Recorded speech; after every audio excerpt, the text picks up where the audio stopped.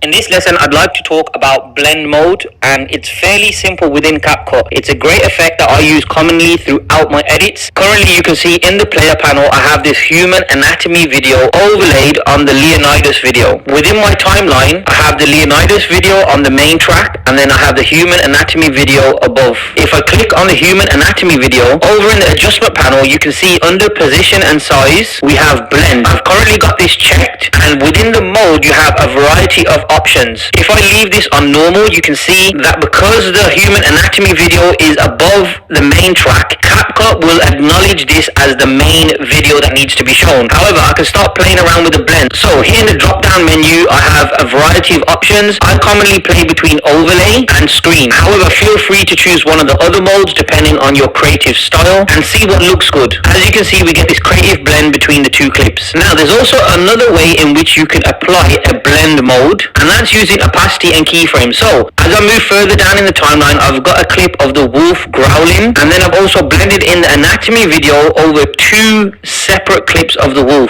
Let's quickly play that. Start from zero. You have no intrinsic value, and it's up to you to... So what I've essentially done here is on the human anatomy clip, I have two keyframes as you can see, and those are related to the opacity. I'm going to go ahead and remove those two keyframes, and we'll do it again. I'm going to click on the human anatomy clip, and at the very start, I'm going to make sure that my opacity located in the blend is at 0. I'll hit a keyframe in, and then from there I'll travel further down to the point where the second clip in the timeline begins to fade, and I'll increase the opacity to 100%, and the keyframe will automatically add. So again, you can see in the human anatomy clip we've got these two keyframes, and essentially I've added opacity in that allows the clip to blend over the previous two clips, then revert to its normal blend as we progress through the timeline. So those are two very simple and interesting ways in which we can blend and merge two clips together. It's a great effect, and sometimes it's commonly referred to as double exposure. However, I want to give you a creative tip here. I tend not to blend two clips that are cinematic or talking head. What do I mean by this? You'll notice that the clip that I've currently got blended is almost like a graphic or some type of